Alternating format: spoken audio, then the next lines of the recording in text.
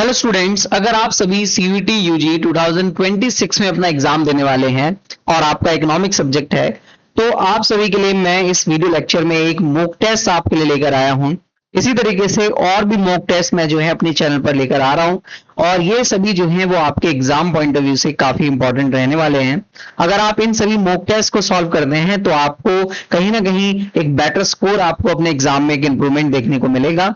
तो आप जो है मेरे इस चैनल पर मेरे साथ ये एमसीक्यू सीरीज को जरूर ज्वाइन करें। अगर आप चाहते हैं कि मैं इस सीरीज को लाइव क्लासेस के थ्रू लेकर आऊं तो आप कमेंट में लाइव जरूर लिखें, ताकि मैं जो है नेक्स्ट टाइम से ये मॉक टेस्ट सीरीज जो है वो लाइव लेके आऊं, ताकि आप लाइव इसमें आंसर्स दे सकें, साथ के साथ प्रैक्टिस कर सकें और आप अपने क्वेश्चंस को भी पूछ सकें। तो हम लाइव क्लासेस भी जो है वो अपने चैनल पर स्टार्ट करेंगे। ठीक है, टाइमिंग जो है वो मैं आपको जल्दी बता दूंगा। अगर हम लाइव क्लासेस लेकर आते हैं तो टाइमिंग भी आपको जो है नेक्स्ट क्लासेस में अपडेट हो जाएंगी, पोस्ट में कर दूंगा। तो चलिए देखिए, स्टार्ट करते हैं सेट टेस्ट सीरीज को। ये काफी हेल्पफुल आप सभी के लिए रहने वाली है। ठीक है, चलिए देखिए पहला क्वेश्चन अगर आप देखें, first question number 1, which of the following is the central problem of an economy. बहुत ही बेसिक सा क्वेश्चन है कि अर्थव्यवस्था की एक केंद्रीय समस्या कौन सी है।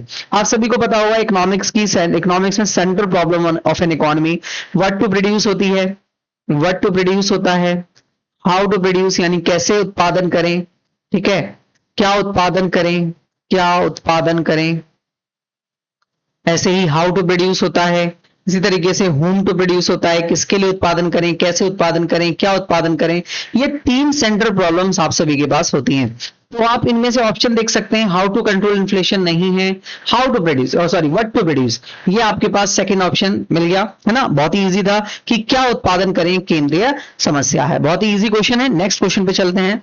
क्वेश्चन नंबर 2, आप इनका आंसर जो है वो मुझसे पहले कमेंट में भी दे सकते हैं, ताकि आपको पता चले कि आप कितना अच्छा स्कोर कर रहे हैं और अपने माइंड में एक सेफ स्कोर बना के चलें कि जैसे आप क्वेश्चन करते जा रहे हैं तो उसके साथ साथ आप अपने ये याद रखें कि मैंने कितने ठीक किए और कितने गलत किए। उसके बाद आपका जो स्कोर आया वो कमेंट आप जरूर करें, जिससे मुझे पता चल सके कि आपकी तैयारी कितनी अच्छी चल रही है। नेक्स्ट सेकंड क्वेश्चन है, देखिए, when MU marginal utility is 0 then total utility क्या होगा। जब सीमांत उपयोगिता 0 होती है तो कुल उपयोगिता क्या होती है। आप सभी को पता होगा, डायग्राम कुछ इस तरीके का हमारे पास बनता है। ये हमारा टोटल यूटिलिटी है, ठीक है, ये हमारा मार्जिनल यूटिलिटी है। ये वाले पार्ट के बारे में बात हो रही है कि जहां पर मार्जिनल यूटिलिटी यहां 0 होती है, यहां पर एमयू 0 है, और जब यहां एमयू 0 है तो आप देख सकते हैं टीयू जो है वो अपने मैक्सिमम पॉइंट पे है, यानी अधिकतम बिंदु पर है। तो टीयू क्या होगा, मैक्सिमम होगा, यानी कि सी ऑप्शन अधिकतम हो जाएगा आपके पास। बहुत ही बेसिक क्वेश्चन है, स्टार्टिंग में आपको बहुत ही बेसिक क्वेश्चन देखने को मिलेंगे, धीरे धीरे करके हम क्वेश्चंस के लेवल्स को बढ़ाएंगे। थर्ड क्वेश्चन आप देख सकते हैं, if the prices of goods X rises and the demand for goods Y rises, X and Y are related. अगर गुड्स एक्स है, गुड्स एक्स या वस्तु एक्स का प्राइस बढ़ता है, इसकी कीमतें बढ़ती हैं, और जो डिमांड है वो गुड्स वाई की बढ़ जाती है, डिमांड गुड्स वाई की बढ़ जाती है। तो जब एक गुड्स का प्राइस बढ़े और दूसरे गुड्स की डिमांड पर वो इफेक्ट करे, तो ऐसे गुड्स को आप क्या बोलते हैं, ऐसे गुड्स को हम रिलेटेड गुड्स बोलते हैं, रिलेटेड गुड्स बोलते हैं, यानी कि संबंधित वस्तुएं बोलते हैं हम इनको। अब रिलेटेड गुड्स कौन कौन से टाइप के होते हैं, पहला तो आपका सब्स्टिट्यूट गुड्स होता है, प्रतिस्थापन वस्तु होती है, और दूसरे आपके कॉम्प्लीमेंट्री गुड्स होते हैं, यानी कि आपकी पूरक वस्तुएं होती हैं। सब्स्टिट्यूट गुड्स जिनको हम एक दूसरे की जगह पर रिप्लेस कर सकते हैं, कॉम्प्लीमेंट्री या पूरक वस्तुएं जो कि एक दूसरे को मिलाकर कंप्लीट होती हैं। तो अगर आप यहां पर देखें तो सब्स्टिट्यूट गुड्स में आपको अगर रिलेशन याद हो, तो जब किसी एक गुड्स का प्राइस बढ़ता है तो दूसरे गुड्स की डिमांड बढ़ जाती है, और जब एक गुड्स का प्राइस कम होता है तो दूसरे गुड्स की डिमांड कम होती है। पॉजिटिव रिलेशन देखने को मिलता है। बट वहीं अगर आप कॉम्प्लीमेंट्री गुड्स की बात करते हैं तो कॉम्प्लीमेंट्री गुड्स में जब किसी एक गुड्स का प्राइस बढ़ता है तो दूसरे गुड्स की डिमांड कम हो जाती है, और जब किसी एक का प्राइस कम होता है तो दूसरे की डिमांड बढ़ जाती है। यहां पर नेगेटिव रिलेशन होता है। आपने यहां पर फ्यूल एंड कार का एग्जांपल सोच रखा होगा, ठीक है, यहां पर मैंने एक्स वाई लेकर सॉरी एक्स और वाई लेकर समझाया है यहां पर, ठीक है। तो यहां पॉजिटिव रिलेशन होता है। तो यहां पर अगर आप देखें क्वेश्चन के अकॉर्डिंग कि एक्स प्राइस बढ़ रहा है तो ये गुड्स वाई की डिमांड को बढ़ा रहे हैं, दोनों में इंक्रीज यानी कि पॉजिटिव रिलेशन देखने को मिल रहा है। तो जब पॉजिटिव रिलेशन देखने को मिलता है तो वो सब्स्टिट्यूट गुड्स होते हैं, यानी कि स्थानापन्न या प्रतिस्थापन वस्तु होते हैं। तो A option is the correct option, ये आपके पास सब्स्टिट्यूट गुड्स हो जाएंगे। नेक्स्ट क्वेश्चन नंबर 4 पर चलते हैं। क्वेश्चन नंबर 4 का आप आंसर फटाफट सोचिए क्या होगा कि अब movement along the demand curve occurs due to, मांग वक्र पर संचलन। आप सभी को पता होगा डिमांड कर्व में दो चीजें होती हैं, ठीक है। एक तो होता है आपके पास डिमांड में मूवमेंट, मूवमेंट यानी कि संचलन, और एक आपको पता होगा एक होता है खिसकाव, खिसकाव या फिर शिफ्ट आप इसे कहते हैं, है ना। तो हमें पता है कि मूवमेंट जो है वो होता है due to change in prices. अगर प्राइजेस चेंज होते हैं, कीमतें में परिवर्तन होता है, तो movement along the demand curve देखने को मिलता है। वहीं शिफ्ट में आपको देखने को मिलता है जब due to change in other factors. अगर अदर फैक्टर्स यानी अन्य कारकों में चेंज होगा, उसकी वजह से डिमांड में कोई चेंज आता है, तो डिमांड का शिफ्ट देखने को मिलता है, यानी कि खिसकाव देखने को मिलता है। बट वहीं अगर प्राइसेस चेंज होते हैं और डिमांड चेंज होती है तो आप उसको मूवमेंट बोलते हैं, है ना, सिंपल है। तो यहां पर movement along the demand curve के बारे में बात की है, तो ये किसकी वजह से होता है, प्राइस ऑफ रिलेटेड गुड्स। देखिए यहां पर ना दो कंफ्यूजन हो गई है आपको। पहली कंफ्यूजन क्या है, एक तो आपको दे दिया प्राइस, बट यहां पर कौन से प्राइस की बात हो रही है, प्राइस ऑफ ओन कॉमोडिटी होगा, प्राइस ऑफ ओन कॉमोडिटी, यानी कि वस्तु की अपनी कीमत, खुद का गुड्स के खुद के प्राइस के बारे में बात होगी, किसी अदर प्राइस के बारे में यहां पर जो है वो बात नहीं होगी, ये आपको ध्यान रखना है, ठीक है। तो गुड्स के खुद के प्राइस के बारे में यहां पर बात हो रही होगी, तो price of related goods answer नहीं होगा, own price of commodity, commodity का खुद का प्राइस, वस्तु की अपनी कीमत में अगर चेंज होता है तो मूवमेंट आपको देखने को मिलेगा। सिंपल है ना। कंफ्यूजिंग है क्योंकि बहुत सारे बच्चे ना इसमें और इसमें कंफ्यूज होंगे, तो आपको याद रखना है प्राइस तो उन्हें याद रहेगा, बट उन्हें price of related goods and price of own price of commodity ये याद नहीं रहेगा। तो ये आंसर नहीं है, याद रखना है प्राइस ऑफ ओन कॉमोडिटी होता है, ये आपको याद रखना है, ठीक है। नेक्स्ट क्वेश्चन की तरफ चलते हैं। Question number 5, match the following concepts with their definitions. बहुत ही इजी क्वेश्चन है, आपको कुछ कॉन्सेप्ट्स दिए हुए हैं और इनकी डेफिनेशंस आपको बतानी है। मार्जिनल कॉस्ट क्या होता है, change in the total cost, change in the total cost यानी सीमांत लागत क्या होती है, जब लागतों में परिवर्तन होता है from an extra unit of factor. जब भी आप किसी भी एक अतिरिक्त कारक को यूज करते हैं, उससे आपकी जो कुल लागत है, टोटल कॉस्ट है, वो कितनी चेंज होती है, उसको मार्जिनल कॉस्ट बोलते हैं। तो 1 को हम 2 से मैच करेंगे, 1 को 2 से मैच करेंगे, यहां पे भी है यहां पे भी है। फिर फिक्स्ड कॉस्ट क्या होती है, cost they do not change with output change, ऐसी कॉस्ट जो उत्पादन के चेंज होने पर चेंज नहीं होती, ये कांस्टेंट रहती है, फिक्स रहती है। तो फिक्स्ड कॉस्ट 3rd से मैच करेगा, 2 को 3 से मैच करेंगे, तो आंसर मिल गया, ए होना चाहिए, ठीक है। एवरेज रेवेन्यू होता है, एवरेज रेवेन्यू होता है AR इक्वल्स टू होता है TR डिवाइडेड बाय क्वांटिटी, औसत आगम होता है कुल आगम डिवाइडेड बाय मात्रा, ठीक है। ये आपके पास फॉर्मूला होता है। तो आई थिंक ये आंसर हो गया, आप सभी को पता चल गया होगा। क्वेश्चन नंबर 6 देखिए, स्टेटमेंट बेस्ड क्वेश्चन है। In the short run at least 1 factors of production is fixed. क्या शॉर्ट रन में एक फैक्टर जो है वो फिक्स रहता है, कांस्टेंट रहता है। आप सभी को बताएं शॉर्ट रन में आप क्या कर सकते हैं, शॉर्ट रन में यानी अल्पकाल में आप केवल और केवल वेरिएबल फैक्टर्स जो हैं, वेरिएबल फैक्टर्स जो हैं उनको चेंज कर सकते हैं। ये वेरिएबल होते हैं, चेंज हो सकते हैं, बट जो आपके फिक्स फैक्टर्स होते हैं यानी स्थिर कारक होते हैं, वो आपके यहां पर क्या रहेंगे, वो यहां पर स्थिर रहेंगे। स्थिर कारक यहां पर आपके स्थिर या कांस्टेंट रहने वाले हैं, ये आपको याद रखना है, ठीक है। तो बिल्कुल सही बोल रहा है कि शॉर्ट रन में एक ही फैक्टर जो है वो चेंज होगा, एक फैक्टर जो है वो कांस्टेंट रहता है, और यही बात बोली गई है, in a short run at least 1 factor has been fix, एक फैक्टर जो है वो फिक्स होता है, ठीक है। Second statement, the law of variable proportion operate in long run, यानी परिवर्तनशील अनुपात के नियम दीर्घकाल में लागू होते हैं। फटाफट मुझे बताइए लॉ ऑफ वेरिएबल प्रोपोर्शन, फटाफट कमेंट कीजिए, लॉ ऑफ वेरिएबल प्रोपोर्शन कब लागू होते हैं। लॉ ऑफ वेरिएबल प्रोपोर्शन क्या ये शॉर्ट रन में अप्लाई होते हैं या लॉन्ग रन में अप्लाई होते हैं, शॉर्ट रन में या फिर लॉन्ग रन में, फटाफट क्या आंसर होगा आपका। आपको पता है variable, law of variable proportion, it means variable factor change होते हैं और एक फैक्टर फिक्स या कांस्टेंट रहता है। तो ये तो शॉर्ट रन में होता है, अभी अभी मैंने बताया है ना। तो ये वाली थ्योरी आपकी शॉर्ट रन में अप्लाई होती है, लॉन्ग रन में नहीं होती। तो स्टेटमेंट 2 इज रॉन्ग, तो statement 1 is true and statement 2 is false. तो सी ऑप्शन हमारा होना चाहिए। सिंपल है। नेक्स्ट क्वेश्चन पे चल सकते हैं, चलिए। 7th question, under perfect competition a firm is. Perfect competition market में आपके पास फर्म कैसी होती है, फटाफट बताइए। प्राइस मेकर होती है, प्राइस टेकर होती है, मोनोपोलिस्टिक होती है, प्राइस डिस्क्रिमिनेटर होती है। आप सभी ने पढ़ा होगा कि जो under perfect competition market price taker होती हैं फर्म्स। फर्म्स खुद से प्राइस को मेक नहीं करती, यानी पूर्ण प्रतियोगिता बाजार में फर्में कीमत स्वीकारक होती हैं, निर्धारक नहीं होती। तो इसका आंसर बी होना चाहिए, है ना। 8th क्वेश्चन देखिए, producer equilibrium is achieved when. Producer equilibrium कब आता है, बताइए फटाफट बताइए। आप मुझे बताइए प्रोड्यूसर इक्विलिब्रियम या फिर उत्पादक संतुलन की कंडीशन क्या क्या होती थी। प्रोड्यूसर इक्विलिब्रियम की कंडीशन देखिए, एमआरएमसी है तो एमआरएमसी अप्रोच से ही देखते हैं। एमआरएमसी अप्रोच और एक टीआरटीसी अप्रोच होती है ना। एमआरएमसी अप्रोच में क्या कंडीशन है, पहली कंडीशन है कि एमआरएमसी के बराबर होना चाहिए, मार्जिनल रेवेन्यू और मार्जिनल कॉस्ट बराबर होनी चाहिए। दूसरी कंडीशन क्या है, दूसरी कंडीशन है कि एमसी आर राइजिंग, एमसी जो है वो बढ़ता हुआ होना चाहिए, है ना। अगर डायग्रामेटिकली मैं इस चीज को बताऊं तो आपके पास ये कर्व है आपका एमआर कर्व और ये कर्व है आपका एमसी कर्व। तो इस पॉइंट पे एमआरएमसी के इक्वल तो है, बट इस बार एमसी जो है वो फॉलिंग है, ठीक है। तो यहां पर अभी अभी थोड़ी देर पहले जब एमसी ज्यादा होता है, कॉस्ट ज्यादा है और रेवेन्यू कम है, तो फर्म को होता है लॉस, प्रोड्यूसर को होता है लॉस, और वो लॉस के बाद इक्विलिब्रियम में नहीं आना चाहेगा।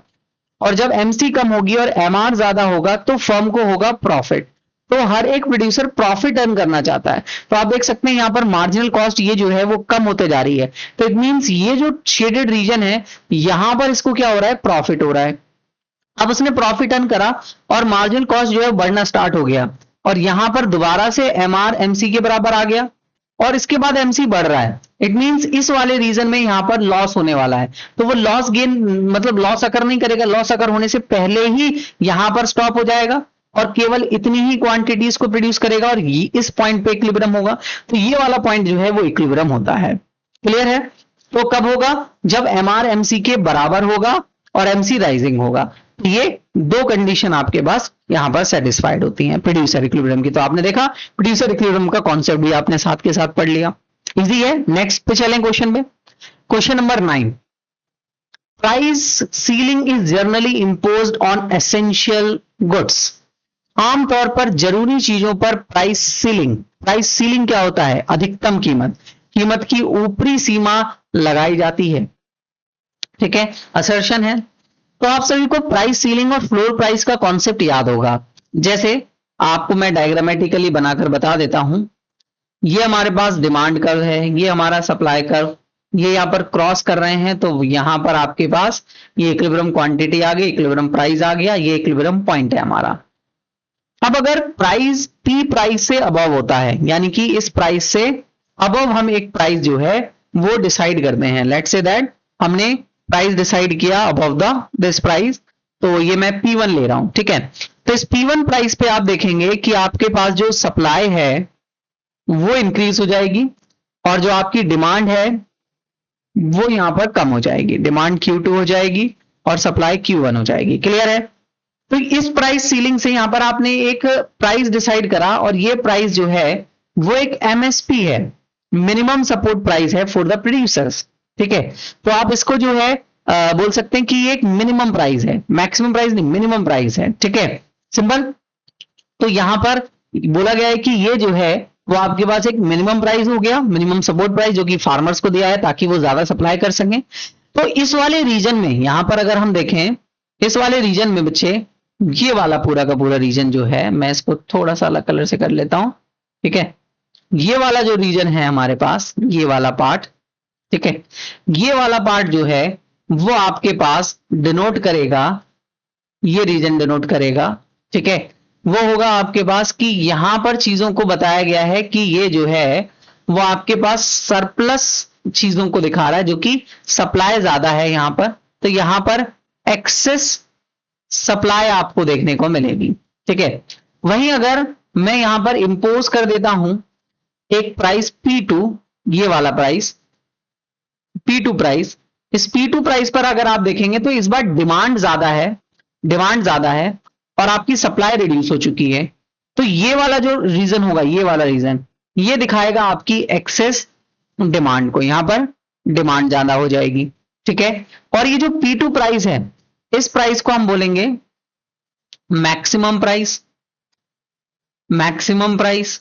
ठीक है, और इसको हम बोलेंगे मिनिमम प्राइस या फिर मिनिमम प्राइस, मैंने शॉर्ट में लिख दिया था मिनिमम प्राइस, या फिर आप इसको फ्लोर प्राइस भी बोल सकते हैं,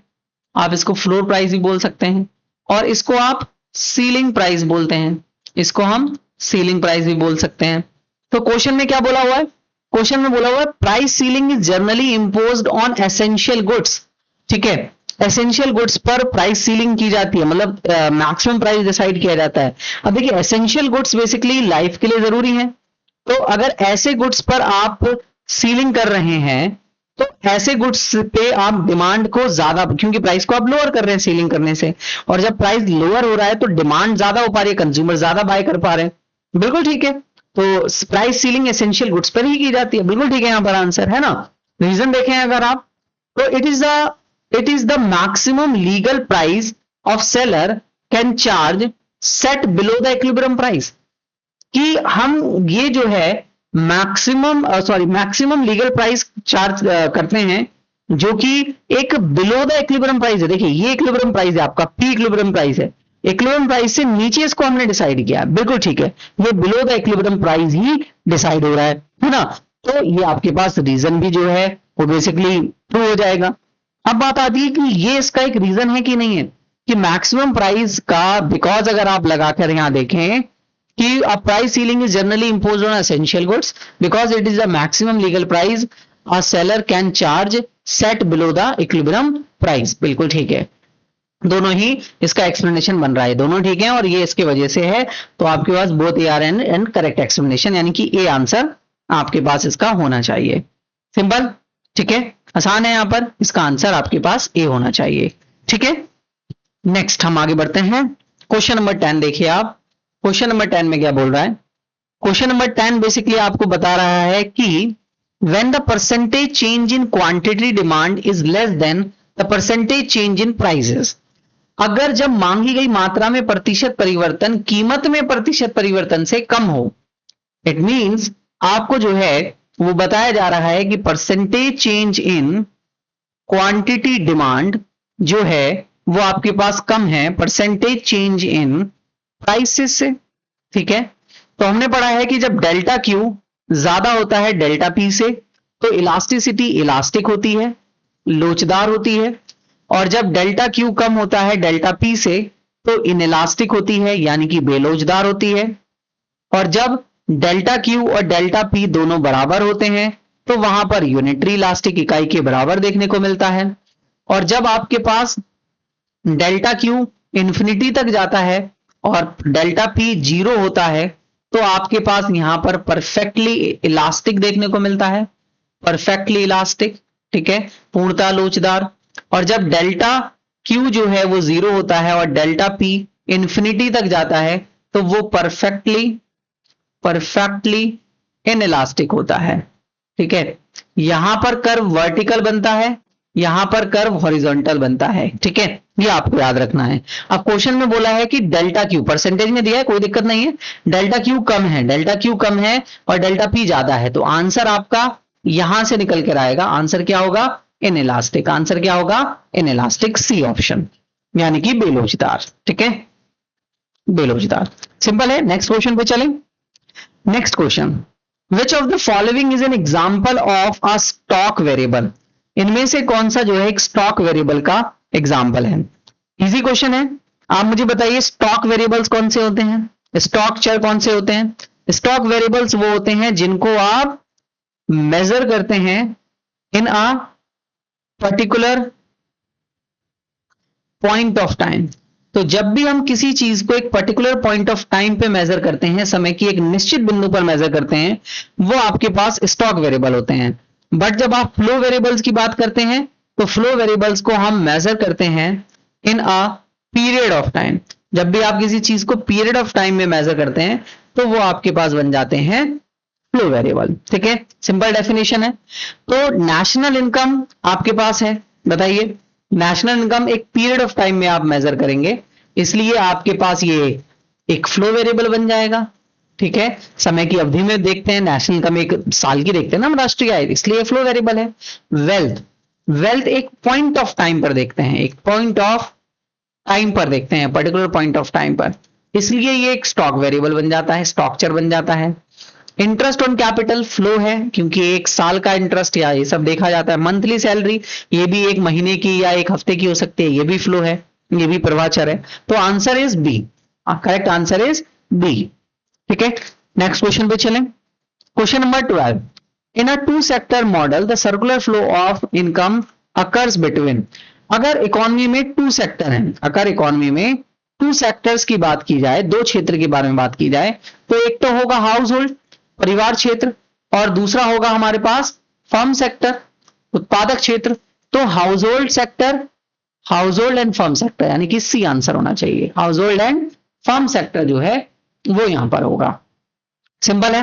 next question, question number 13, GDP at MP is equals to. अब देखिए ऐसे क्वेश्चंस ना बहुत बार पूछे गए हैं। ठीक है, अब आप मुझे बताइए जीडीपी एट एमपी है, ठीक है, वो नीचे दिए गए किस में से इक्वल होगा। पहला वाला अगर ऑप्शन अगर आप देखें तो इसमें हमने एनआईटी प्लस करा है, ये दे रखा है जीडीपी एट एफसी, और इसमें हमने एनआईटी को प्लस कर दिया, नेट इनडायरेक्ट टैक्स को।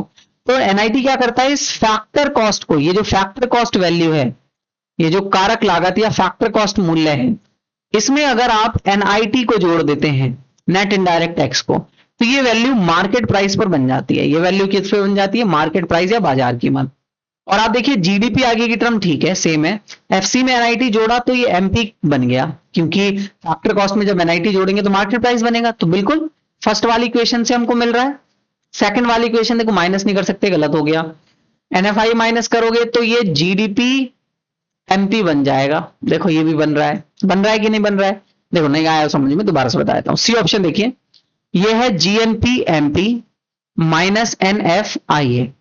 आपको पता होगा कि अगर हम नेशनल इनकम में से, राष्ट्रीय आय में से माइनस कर देते हैं एनएफआईए, तो ये हमेशा बराबर होता है डोमेस्टिक इनकम के, ये घरेलू आय के बराबर होता है।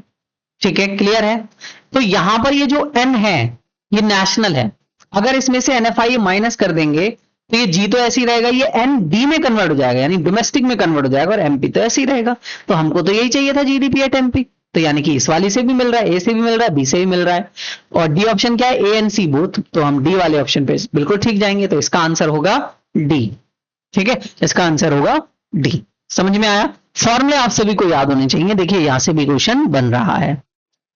14th क्वेश्चन को अगर हम देखें, identify the correct formula for the money multiplier. आप सभी को पता होगा कि मनी मल्टीप्लायर का फॉर्मूला अगर हम बात करें मुद्रा गुणांक का, ठीक है, मनी मल्टीप्लायर, तो इसका फॉर्मूला होता है 1/CRR, 1/CRR। बट अगर क्रेडिट मल्टीप्लायर पूछ ले, क्रेडिट मल्टीप्लायर पूछ ले, तो इसका फॉर्मूला होता है 1/LRR। ठीक है, सिंपल है। तो देखिए कहां पर कौन सा ऑप्शन ठीक है, कौन सा ऑप्शन ठीक है। अब देखिए यहां CRR भी दिया हुआ है और LRR भी दिया हुआ है, बट क्वेश्चन में मनी मल्टीप्लायर पूछा है, इसलिए मैं ए की तरफ जाऊंगा। क्रेडिट मल्टीप्लायर पूछा होता तो मैं 1/LRR की तरफ जाता। तो answer is 1/CRR is the correct answer. ठीक है, आसान है। और देखिए मैंने ना आप सभी को पहले भी मैं बता देता हूं कि मैंने सीवीटी के बहुत सारे पीवाईक्यू जो हैं वो आपको सॉल्व कराए हैं। 2022 का पेपर सॉल्व कराया है, 2023, 2024 एंड 2025 का पेपर सॉल्व कराया है। ठीक है, और आप सभी ने पेपर सॉल्व किए भी होंगे, है ना। तो आप इनको जो है इसके हिसाब से अकॉर्डिंग तैयारी भी देख लीजिएगा कि कैसे कैसे क्वेश्चंस पूछे गए हैं। उन वीडियोस को जरूर देखिए, मेरे चैनल पर पड़ी हुई है, इन वीडियोस को आप लाइन वारी से देखते हुए चलिए, ताकि आपको वहां से एक आइडिया लगे किस टाइप के क्वेश्चंस पूछे जा रहे हैं, और फिर आप इन मॉक टेस्ट सीरीज को सॉल्व कर सकते हैं। और याद रखना, मैंने मॉक टेस्ट 1 जो है वो बहुत सिंपल बनाया है, जानबूझ के बनाया है, ताकि आपको यहाँ पर थोड़ा सा करके क्वेश्चन करके थोड़ा कॉन्फिडेंस बिल्डअप हो, फिर आगे आप जाकर और क्वेश्चन को कर सके। ठीक है, ये इजी सेट है ना। और आपको लग भी रहा होगा, जिस बच्चे को नहीं लग रहा है इट मींस उसकी तैयारी कमजोर है, उसको और अच्छे से तैयारी करनी चाहिए। विच of the following is a quantitative tool of the central bank? Central bank के क्वांटिटेटिव टूल की बात हो रही है। आपको पता होगा 2 तरीके के टूल होते हैं, मात्रात्मक और गुणात्मक। एक होते हैं क्वांटिटेटिव, ठीक है, और एक होते हैं क्वालिटेटिव। तो मात्रात्मक या गुणात्मक के बारे में जब आप बात करते हैं तो क्वांटिटेटिव टूल आपके पास कौन कौन सा होगा? CRR हो गया, SLR हो गया, बैंक रेट हो गया, रेपो रेट हो गया, या फिर ओपन मार्केट ऑपरेशन हो गई, खुले बाजार की प्रक्रियाएं। तो ये सभी क्वांटिटेटिव हैं। क्वालिटेटिव क्या है? मार्जिनल रिक्वायरमेंट कि आपको लोन कितना लेना है, उसके रिक्वायरमेंट के लिए कितना गिरवी रखना पड़ता है, उसका बीच का अंतर। मोरल सैचुएशन हो गया, ठीक है, या फिर आपके पास जो है क्रेडिट राशनिंग हो गई, ठीक है। तो ये सभी ऑप्शन आपके पास क्वालिटेटिव हैं, है ना, और ये मैंने यहां पर जो बताया वो क्वांटिटेटिव है। तो मार्जिनल रिक्वायरमेंट क्वालिटेटिव है, मोरल सिचुएशन क्वालिटेटिव है, बैंक रेट देखिए यहां पर क्वांटिटेटिव है QT, और क्रेडिट राशनिंग क्वालिटेटिव है ना। सिंपल है, ये आपको याद रखना हो या आप याद रख सकते हैं, अपने शॉर्ट नोट्स बना सकते हैं। नेक्स्ट क्वेश्चन पे चलते हैं। Question number 16, aggregate demand in 2 sector economy. आपको पता है एग्रीगेट डिमांड होता है C + I + G + X - M, ठीक है, और आपको पता है ये 4 सेक्टर इकोनॉमी के हिसाब से है यहाँ पर, ठीक है, ये 4 सेक्टर इकोनॉमी के हिसाब से है। तो यहाँ C का मतलब है कंजम्पशन, I का मतलब है इन्वेस्टमेंट, और ये इन्वेस्टमेंट फर्म करते हैं, और कंजम्पशन हाउस होल्ड करते हैं। तो 2 सेक्टर इकोनॉमी बोला है तो हाउस होल्ड और फर्म ही होते हैं 2 सेक्टर में, तो सिर्फ 2 सेक्टर में C + I होगा, तो AD = C + I होगा इन 2 सेक्टर। 3 सेक्टर में गवर्नमेंट इन्वॉल्व हो जाएगा, 4 सेक्टर में एक्सपोर्ट और इंपोर्ट भी होगा। तो C + I यानी कि B option is the correct option. 17th question पे चलते हैं। Marginal propensity to consume is 0.8, the value of multiplier.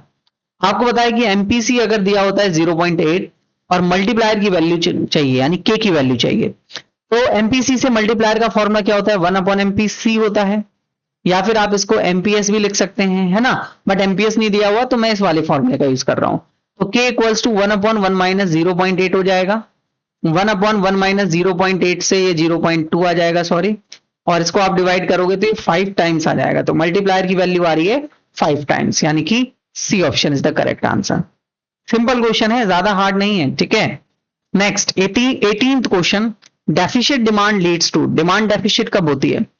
Deficit demand का मतलब है जब डिमांड जितना हमारे पास जो प्लान डिमांड है, जो हमने प्लान्ड AD किया था, उस प्लान्ड AD से हमारी एक्चुअल AD जो है, एक्चुअल डिमांड जो है वो कम हो जाए, ठीक है, या फिर AD जो है वो कम हो जाए और AS ज्यादा हो जाए। ये 2 कंडीशंस होती हैं हमारे पास।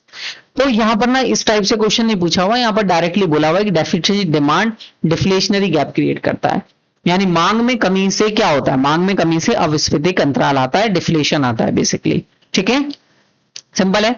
इन्फ्लेशनरी गैप किससे आता है? फटाफट बता दो मुझे, इन्फ्लेशनरी गैप किससे आता है? मुद्रा स्फीतिक अंतराल किससे आता है? ये आता है आपका एक्सेस डिमांड से, अधिमांग से, याद रखेंगे। न्यून मांग आता है इससे, न्यून मांग, और ये अधिमांग के लिए है, ठीक है, हिंदी में भी मैंने आपको बता दिया। क्वेश्चन नंबर 19 लेकर चलते हैं। Which of the following is a capital receiveds for the government. अब आपको पता होना चाहिए कैपिटल रिसीव्ड्स क्या होती हैं, पूंजीगत प्राप्तियां क्या होती हैं। ऐसी रिसीव्ड्स जिनसे सरकार की एसेट्स कम हो जाती हैं, और ऐसी रिसीव्ड्स जिनसे सरकार की लायबिलिटी बढ़ जाती है। इन दोनों में से कोई एक काम भी हो सकता है, दोनों में से कोई एक ही होगा वैसे, ठीक है। तो लायबिलिटी बढ़ जाए या एसेट्स कम हो जाए तो वो कैपिटल रिसीव्ड्स हैं, तो अगर आप यहां पर देखें टैक्स रेवेन्यू, टैक्स कलेक्ट करने से सरकार की एसेट्स कम नहीं होती, तो ये तो रेवेन्यू रिसीप्ट्स हो गया, ये रेवेन्यू रिसीप्ट होता है।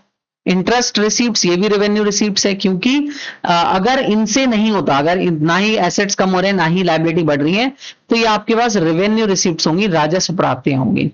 और रिकवरी ऑफ लोन, ये आपके पास कैपिटल रिसीप्ट्स है। प्रॉफिट फ्रॉम, ये आपके पास रेवेन्यू रिसीप्ट्स है, आरआर। अब बात आती है बच्चे की रिकवरी ऑफ लोन जो है वो कैसे कैपिटल रिसीप्ट्स है, बहुत सारे बच्चों को समझ में नहीं आता। मैं एक एग्जांपल देता हूं। मान लेते हैं कि सेंट्रल गवर्नमेंट ने स्टेट गवर्नमेंट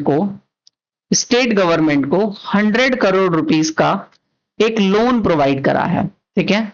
तो जब सेंट्रल गवर्नमेंट स्टेट गवर्नमेंट को 100 करोड़ रुपीस का लोन देगी, और याद रखना आप सेंट्रल गवर्नमेंट के पॉइंट ऑफ व्यू से समझेंगे, तो सेंट्रल गवर्नमेंट ने इनको लोन दिया है, तो जब भी कोई ट्रांजैक्शन होती है और वो ट्रांजैक्शन इन फ्यूचर आपको बेनिफिट पहुंचाए, यानी कि जब सेंट्रल गवर्नमेंट ने लोन दिया स्टेट गवर्नमेंट को, तो सेंट्रल गवर्नमेंट को इन फ्यूचर इंटरेस्ट मिलेगा, इनसे इन फ्यूचर इंटरेस्ट की एक तरीके से इनकम जनरेट होगी। तो ये इसके लिए क्या बनेगा, डेटर बनेगा, ये इसको बाद में पैसे लौटाएगा और ये फ्यूचर में बेनिफिट देगा, इसलिए ये एसेट है। समझ गया मेरी बात? तो लोन देते वक्त तो एसेट क्रिएट हो गया, बट अब सेंट्रल गवर्नमेंट ने कहा जो आपने लोन लिया था वो ये लोन मेरा वापस करो, मेरा लोन रिटर्न करो, मैं इस लोन को रिकवर कर रहा हूं, ठीक है।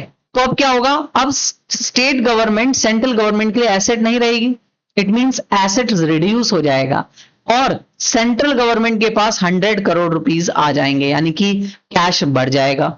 तो ये रिसीप्ट हो गया और इस रिसीप्ट से लायबिलिटी एसेट्स कम हो रही हैं, तो ये आपके लिए कैपिटल रिसीप्ट होगा। तो सी ऑप्शन ऋण की वसूली सही है हमारे पास, ठीक है। नेक्स्ट क्वेश्चन पे चलते हैं। 20 question, a budget where estimated receipts are less than estimated expenditure.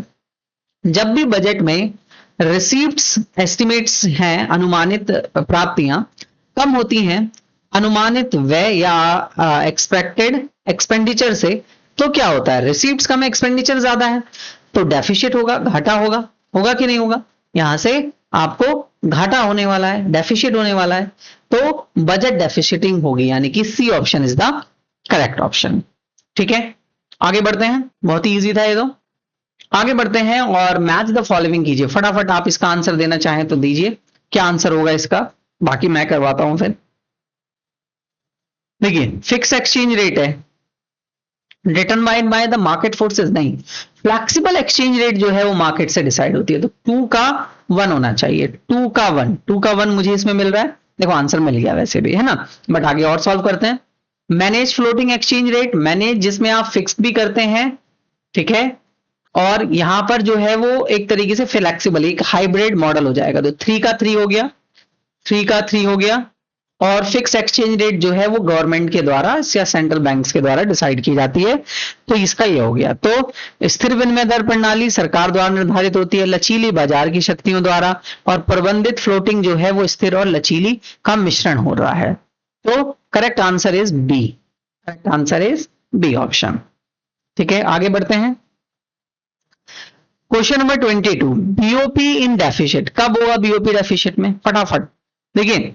जब बीओपी डेफिसिट में है, इट मींस आपको जो फॉरेन कंट्रीज से रिसीप्ट्स आ रही हैं वो कम है और पेमेंट ज्यादा है, तो आपको डेफिसिट देखने को मिलेगा, तो डेफिसिट या घाटा देखने को मिलेगा।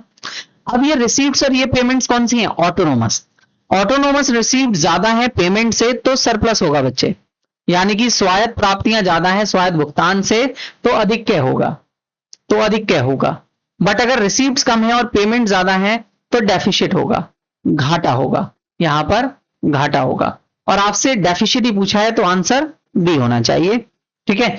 एकोमोडेटिंग का कोई रोल नहीं होता है, ध्यान रखना, ये आप डेफिनेशन में नहीं देंगे, है ना। और एक्सपोर्ट्स ऑफ गुड्स, यहां से तो बीओटी इसका डेफिनेशन आएगा, यहां से बीओटी सरप्लस हो जाएगा, क्योंकि एक्सपोर्ट ज्यादा है इंपोर्ट कम है, तो बीओटी सरप्लस के लिए होगा ये। Next question, question number 23, the Reserve Bank of India act as a lender of last resort. फटाफट मुझे बताइए आरबीआई के फंक्शन क्या होते हैं। आरबीआई करेंसी को इशू करता है, आरबीआई जो है वो कस्टोडियन होता है फॉरेन करेंसी का, आरबीआई जो है बैंकर्स ऑफ अ बैंक होता है, आरबीआई गवर्नमेंट बैंक्स होता है, आरबीआई जो है lender of the last resort भी होता है ना। इसलिए असर्शन जो है वो ट्रू है, यानी आरबीआई अंतिम ऋणदाता के रूप में कार्य करता है।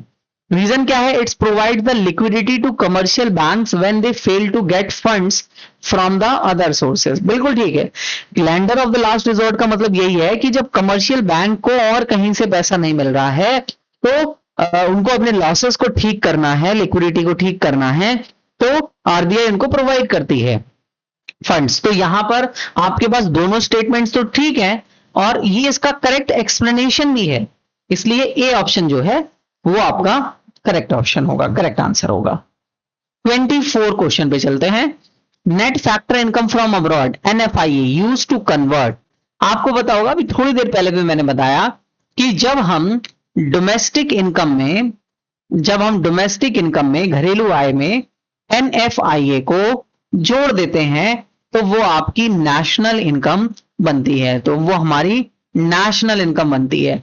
इट मींस आप ये कह सकते हैं कि डोमेस्टिक से नेशनल और नेशनल से डोमेस्टिक इनकम को कन्वर्ट करने के लिए हम एनएफआईए का यूज करते हैं, डोमेस्टिक से नेशनल कन्वर्ट करने के लिए एनएफआईए का यूज करते हैं, घरेलू आय से राष्ट्रीय आय में परिवर्तित करने के लिए एनएफआईए का उपयोग किया जाता है। सिंपल क्वेश्चन है। 25th क्वेश्चन, और आई थिंक ये लास्ट क्वेश्चन होगा मैक्रो इकोनॉमिक्स का। Which method of calculating national income focuses on the contribution of each producing unit? हर एक प्रोड्यूसिंग यूनिट्स पर कौन फोकस करता है? देखिए, जब भी प्रोडक्शन की बात आ जाए तो आप प्रोडक्ट मेथड को देखेंगे, यानी जब भी उत्पादन की बात आ जाए तो आप उत्पाद विधि को देखेंगे। और मुझे बताइए, प्रोडक्ट मेथड को हम किस और नाम से जानते हैं? इसको हम किस और नाम से जानते हैं? फटाफट, वैल्यू एडेड या वैल्यू एडिशन मेथड, मूल्य वृद्धि विधि। तो आपके पास यहां पर वैल्यू एडेड मेथड दिया हुआ है, प्रोडक्ट मेथड नहीं दिया हुआ है, तो यहां पर आपके पास मूल्य वर्धित विधि, ये ठीक आंसर होगा। चलिए देखिए, यहां से आई थिंक आपके पास अब जो है इंडियन इकोनॉमी के क्वेश्चन शुरू होंगे। Question number 26, arrange the event in chronological order. Chronology means time के अकॉर्डिंग आपको लगाना है, तो आपको ईयर्स पता होने चाहिए। तो आईपीआर कब आया? आईपीआर की जनरली डेट जो है वो कब कही जाती है? आईपीआर 1948 कहा जाता है, बट वो प्रेफरेबल नहीं है, वो जो है वहां पर लॉन्च नहीं हुआ, लॉन्च हुआ 1956 में, ठीक है। फिर इसके बाद इकोनॉमिक रिफॉर्म्स कब आए? 1991। प्लानिंग कमीशन कब आया? 1950। ग्रीन रेवोल्यूशन का फर्स्ट फेज कब आता है? 1966-67, यानी मिड 60s। तो अगर आप क्रोनोलॉजी में लगाना चाहें तो सबसे पहले आएगा प्लानिंग कमीशन, फिर इसके बाद आईपीआर आएगा, फिर उसके बाद जो है न्यू इकोनॉमिक पॉलिसी यानी एलपीजी आएगा, और लास्ट में ग्रीन रेवोल्यूशन।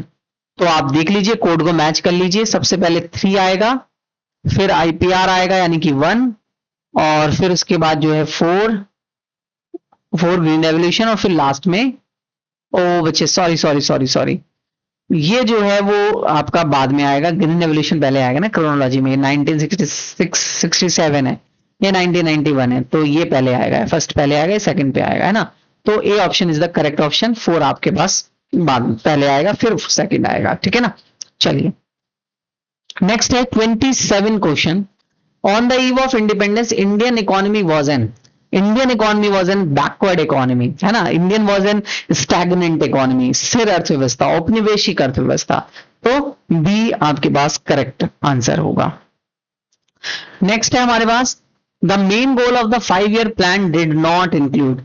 5-year प्लान के गोल क्या होते हैं? Objective of the 5-year plan, 5-year plans क्यों हम लेकर आए थे अपने देश में? क्या उद्देश्य थे इन प्लान्स के? पहला था इक्विटी लेकर आना, है ना। दूसरा ग्रोथ लेकर आना कंट्री के अंदर। तीसरा मॉडर्नाइजेशन लेकर आना, ठीक है, आधुनिकरण लेकर आना। लेकिन dependence on the foreign trade नहीं था, सेल्फ सफिशिएंसी था, self reliance and self sufficiency, ये आपके पास गोल हुआ करता था, आत्मनिर्भर, है ना। तो ये नहीं था, आप किसी पे डिपेंड नहीं रहेंगे, आत्मनिर्भरता इसका गोल था। सॉरी नॉट इंक्लूड, ये नहीं था, है ना। आत्मनिर्भरता इसका गोल था, dependent on the foreign add नहीं था, विदेशी सहायता पर निर्भर रहना इसका गोल नहीं था, इसका ऑब्जेक्टिव नहीं था, ठीक है। तो सी आंसर होगा। 29 question, policy of protection in early Indian trade strategy refers to. हमने कौन सी प्रोटेक्शन पॉलिसी जो है स्टार्टिंग में लगाई हुई थी, प्रोटेक्शनिज्म पॉलिसी, फटाफट बताइए। आपने इंपोर्ट सब्स्टिट्यूशन का नाम सुना होगा, इनवर्ड लुकिंग ट्रेड स्ट्रैटेजी, है ना, सुना है कि नहीं सुना है? इंपोर्ट सब्स्टिट्यूशन, जिसमें हम आयात प्रतिस्थापन करते हैं, जो भी चीज हम बाहर से आयात कर रहे होते हैं, इंपोर्ट कर रहे होते हैं, उसको अपनी ही कंट्री में बनाएंगे, किसी दूसरी कंट्री से उसको इंपोर्ट नहीं किया जाएगा। तो इसका आंसर जो है वो बी हो जाएगा। इसके बाद आप मुझे बताइए, इंपोर्ट सब्स्टिट्यूशन पॉलिसी कौन से ड्यूरेशन में रही, कमेंट कीजिए फटाफट, बाकी मैं आंसर नेक्स्ट आगे बता ही रहा हूं, है ना। तो 1950 टू 1990 तक इनवर्ड लुकिंग ट्रेड स्ट्रेटजी, आंतरिक दृष्टि व्यापार नीति या आयात प्रतिस्थापन, इंपोर्ट सब्स्टिट्यूशन पॉलिसी रहती है। आफ्टर 1991 आपके पास हमारे देश में एक्सपोर्ट प्रमोशन पॉलिसी आती है। एक्सपोर्ट प्रमोशन यानी कि आपके पास बेसिकली निर्यात को प्रोत्साहित किया जाता है, जिसको आप बाहरी दृष्टि व्यापार नीति बोलते हैं, यानी कि आपके पास एक्सटर्नल ट्रेड पॉलिसी स्टार्ट की जाती है हमारे देश में। नेक्स्ट 30 क्वेश्चन देखिए, विच of the following is a feature of LPG. LPG policy का फीचर क्या क्या है? Increase licensing. आप मुझे बताइए, एलपीजी में इंडस्ट्रियल रिफॉर्म्स में लाइसेंस को तो खत्म कर दिया गया था, ये तो इसका फीचर नहीं है ना।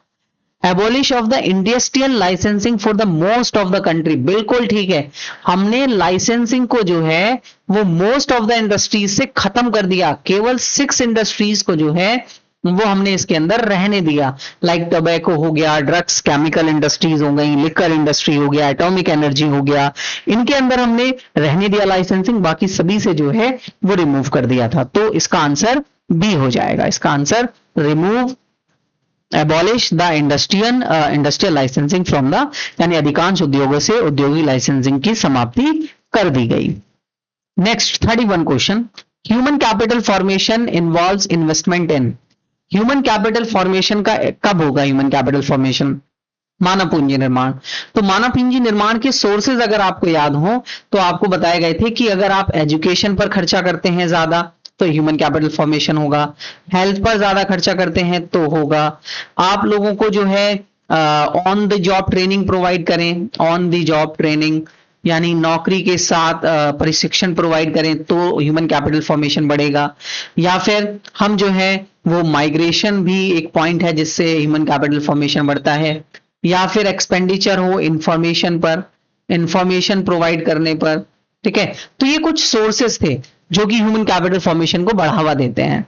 तो मशीन्स में, टूल्स में human capital, education and health, देखिए एजुकेशन एंड हेल्थ 2 पॉइंट मिल रहे हैं, बी ऑप्शन ठीक होगा। ये फिजिकल कैपिटल है, ये भी फिजिकल कैपिटल है, ये भी फिजिकल कैपिटल है, भौतिक पूंजी है, ठीक है। भौतिक पूंजी में जहां पर मशीन्स वगैरह आती हैं, इनको अगर आप बढ़ाएंगे तो वो भौतिक पूंजी में आएगा, but education, health, on the job training, migration, information पर आप खर्चा करते हैं तो ये सोर्सेज होंगे ह्यूमन कैपिटल फॉर्मेशन के, मानव पूंजी निर्माण के। याद रखना, स्क्रीनशॉट ले लो, शॉर्ट नोट्स बनाते हो चलो मेरे साथ साथ, तो आपको क्विक रिवीजन के लिए काम आएगा बेसिकली जब आप एग्जाम के लिए जाओगे तो, ठीक है। 32 क्वेश्चन देखिए, organic farming is a sustainable way of agriculture. Sustainable means आज जो रिसोर्सेज हैं वो रिसोर्सेज नेक्स्ट जनरेशन तक रहने चाहिए, खत्म नहीं होने चाहिए। तो ऑर्गेनिक फार्मिंग से जमीन का उपजाऊपन बना रहता है, जैविक खेती से, तो बिल्कुल ठीक है, सस्टेनेबल वे है। सेकंड, ये स्टेटमेंट ठीक है। Statement 2, it is used chemical fertiliser to increase yielding. नहीं, हम ऑर्गेनिक फार्मिंग में कभी भी केमिकल चीजों का यूज नहीं करते। ऑर्गेनिक फार्मिंग में हम बायोपेस्ट्स का यूज करते हैं, बायो कंपोस्ट्स का यूज करते हैं, बायोपेस्ट्स का यूज करते हैं, ठीक है, बायोपेस्ट, बायोकंपोस्ट का यूज करते हैं, हम कभी भी केमिकल चीजों का यूज नहीं करते। तो ये तो स्टेटमेंट गलत है, only statement 1 is true, statement 2 is false, C option इसका करेक्ट ऑप्शन होगा। नेक्स्ट 33 क्वेश्चन का क्या आंसर होगा, फटाफट आप मुझे बताइए। Work participation rate refers to, workforce participation का रेट का मतलब क्या है कि परसेंटेज ऑफ पॉपुलेशन जो कि टोटल पॉपुलेशन में से कितनी पॉपुलेशन एक्चुअल में काम कर रही है, है ना। ये आपके पास वर्क फोर्स पार्टिसिपेशन रेट हो जाएगा। ठीक है, तो बी आंसर हो जाएगा कि कुल जनसंख्या का वह प्रतिशत जो वास्तव में काम कर रहा है। ठीक है, ये होगा हमारे पास workforce participation. 34 question, rural credit in India is mainly provide by which institution source. Rural credit जो है वो मेन सोर्स क्या है ग्रामीण साख के लिए, लोगों के लिए सबसे ज्यादा आप कहेंगे बैंक से, बैंक से लोग जो है ज्यादा लोन ले लेते हैं, है ना। बट वो आज है, पहले तो आपके पास मेनली सोर्स मनी लेंडर्स होते थे, ट्रेडर्स होते थे, फ्रेंड्स एंड रिलेटिव्स होते थे। बट आज के वक्त में इंस्टीट्यूशनल सोर्सेस के बारे में बात हो रही है, संस्थागत स्रोतों के बारे में बात हो रही है। तो संस्थागत स्रोत है कॉर्पोरेटिव्स, बैंक एंड कमर्शियल बैंक्स। लेकिन ये तीनों जो हैं वो है नॉन इंस्टीट्यूशनल सोर्सेस, गैर संस्थागत स्रोत, ये याद रखना है आपको। ठीक है, 35 question, sustainable development is development that meets the need of current या present generation without compromising the future generation. Sustainable development का मतलब है वर्तमान पीढ़ी की आवश्यकता को पूरा करे बिना भविष्य की समझौता किए हुए। भविष्य में आपके पास कोई समझौता नहीं होना चाहिए, फ्यूचर की जनरेशन है उसको भी मिलना चाहिए। तो सी आंसर करेक्ट होगा इसका। 36 question, compare the India, Pakistan, China, which country implements the economic reforms first. आप मुझे बताइए इकोनॉमिक रिफॉर्म्स चाइना कब लेके आया था, इकोनॉमिक रिफॉर्म्स पाकिस्तान कब लेके आया था, और इकोनॉमिक रिफॉर्म्स इंडिया कब लेके आया था।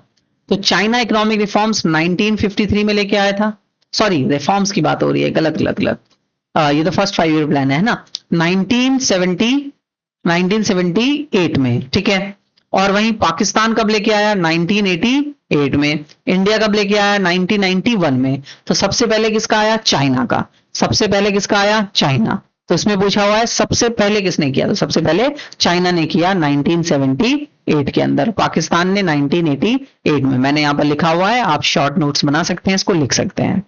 चलिए नेक्स्ट, और अगर मैं आपको बताऊं ना कि फर्स्ट 5 ईयर प्लान के अकॉर्डिंग बताऊं, फर्स्ट 5 ईयर प्लान भी बता ही देता हूं, है ना। फर्स्ट 5 ईयर प्लान कौन सा देश कब लेकर आया, तो चाइना फर्स्ट 5 ईयर प्लान जो है वो 1953 में लेके आती है, पाकिस्तान फर्स्ट 5 ईयर प्लान जो है वो 1956 में लेके आता है, इंडिया जो है वो फर्स्ट 5 ईयर प्लान में 1951 में। तो इंडिया नंबर 1 पे रहेगा, सबसे पहले इंडिया फर्स्ट 5 ईयर प्लान लेके आता है 1951 में, अगर ये क्वेश्चन पूछा जाता है तो। ठीक है, 37th क्वेश्चन अगर आप देखें तो ये क्वेश्चन क्या कह रहा है, which country has the highest population density among the India, China and Pakistan. अब देखिए पॉपुलेशन डेंसिटी, जनसंख्या घनत्व का मतलब होता है कि 1 स्क्वायर किलोमीटर अगर आपके पास जमीन है, 1 स्क्वायर किलोमीटर, तो इस 1 स्क्वायर किलोमीटर की जमीन में कितनी पॉपुलेशन रहती है, आपके देश की कितनी जनसंख्या रह रही है। तो जिस देश में सबसे ज्यादा जनसंख्या रहती है वो होता है हाईली पॉपुलेशन डेंस कंट्री, अधिक जनसंख्या घनत्व वाला देश। तो अगर मुझे याद है तो ये आई थिंक चाइना के अंदर 146 के आसपास पॉपुलेशन डेंसिटी है, पाकिस्तान के अंदर 275 और इंडिया के अंदर 400 कुछ समथिंग है, मुझे याद नहीं एग्जैक्टली, 475 है शायद या 457 ऐसी कुछ आई थिंक है। ठीक है, 400 प्लस है, बस ये याद आपको रखना है ना। तो सबसे ज्यादा जो जनसंख्या है, पॉपुलेशन डेंसिटी या जनसंख्या घनत्व, वो इंडिया के अंदर है। ठीक है, तो इंडिया इसमें हमारे पास नंबर 1 पे है। 38 question, match the following economic challenges, environment, employment and human capital. Human capital क्या है, चैलेंजेस से बताना है तो ह्यूमन कैपिटल, माइग्रेशन और ब्रेन ड्रेन है, चैलेंज है। ठीक है, एम्प्लॉयमेंट कैजुअल ऑफ लेबर है, यानी कि आपके पास श्रम जो है वो अनौपचारिक है ज्यादा। और एनवायरमेंट अगर आप देखें तो वो ग्लोबल वार्मिंग यानी कि वैश्विक तापता से ग्रस्त है एक तरीके से, है ना। तो आपका फर्स्ट का हो जाएगा 2, फर्स्ट का 2 हो जाएगा, 2 का 1 हो जाएगा और 3 का 3 हो जाएगा, है ना। तो ए ऑप्शन आपका करेक्ट होने वाला है। 40 क्वेश्चन, असर्शन और reason, China growth is mainly attributed to the great leap forward and reforms. Reason क्या है, China shifted from the command economy to the market driven economy. अब आप मुझे ये बताइए कि चाइना जीएलएफ कब लेकर आता है, 1958 में, सही है ये बताइए यस और नो, कमेंट में लिखिए फटाफट। तो जीएलएफ बिल्कुल लेके आता है। फिर मुझे बताइए पॉलिट्रियन कल्चर ये कब लेकर आते हैं, पॉलिट्रियन कल्चर कब ये स्टार्ट करते हैं अपने देश में, महासर्वहारी क्रांति। ये आप इसका ईयर मुझे बताएंगे फटाफट कमेंट करके, मैं नहीं बता रहा हूं, ठीक है। तो बिल्कुल ठीक है कि इन्होंने अपने देश में दो ही चीजें, जीएलएफ और रिफॉर्म्स की वजह से आज मेनली जो है आगे है। और चाइना पहले कमांड इकोनॉमी था, मतलब चाइना पहले एक सोशलिस्ट इकोनॉमी था, और वो सोशलिस्ट इकोनॉमी से एक फ्री इकोनॉमी या एक मार्केट इकोनॉमी में कन्वर्ट हुआ है कब, 1978 में, जब इसने रिफॉर्म्स अपने देश में स्टार्ट करे थे। तो रीजन और असर्शन दोनों ठीक है और दोनों एक दूसरे का आंसर है, ठीक है, क्लियर है। रिफॉर्म्स जब आए तो ये जो है एक फ्री इकोनॉमी में कन्वर्ट हो गया, इसलिए रीजन ठीक है उसका। Last question, 40 question. Small scale industries are important because they are labour intensive and promote equity. बिल्कुल ठीक है, क्योंकि स्मॉल स्केल इंडस्ट्रीज जो हैं वो लेबर इंटेंसिव टेक्नोलॉजी को यूज करती हैं, जिसकी वजह से ये एम्प्लॉयमेंट जनरेट करती हैं। अगर ये भी पॉइंट होता है तो वहां से हम इसको भी लगा सकते थे। तो बी ऑप्शन इसका ठीक हो जाएगा कि जो लघु उद्योग होते हैं वो श्रम प्रधान हैं और समानता को बढ़ावा देते हैं। होपफुली स्टूडेंट्स आप सभी को जो है वो ये लेक्चर पसंद आया होगा, और हमने यहाँ पर 40 क्वेश्चन किए।